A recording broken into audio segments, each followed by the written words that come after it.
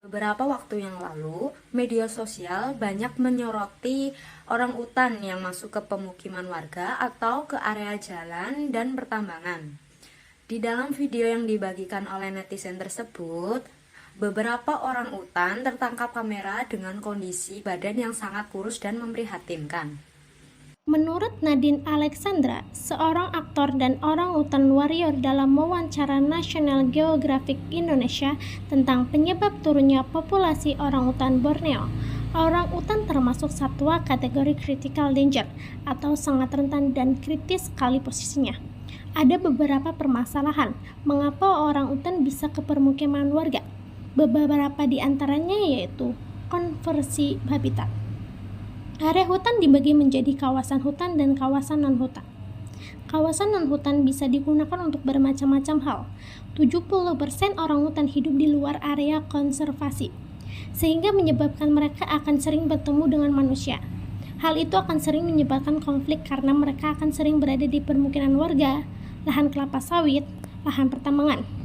Pembakaran hutan atau deforestasi hutan, tingkat kebakaran hutan 2 tahun terakhir memang menurun. Tetapi setelah proyek pembangunan IKN, orang utan makin sering masuk ke pemukiman warga akibat rusaknya habitat. Indonesia sepanjang tahun 2002 ke tahun 2021 kehilangan 28,6 MHA area berpohon terutama di Pulau Kalimantan, yaitu Kalimantan Timur, Kalimantan Barat, Kalimantan Selatan, dan Kalimantan Tengah.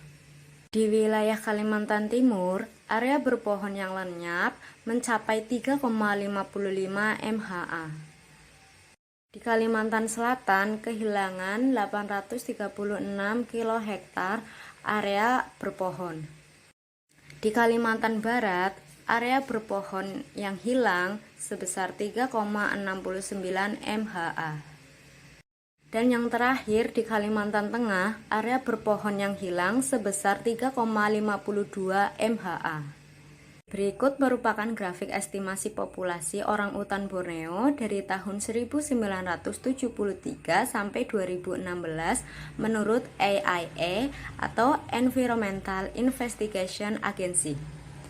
Pada tahun 1973, populasi orang utan mencapai lebih dari 250.000 ekor.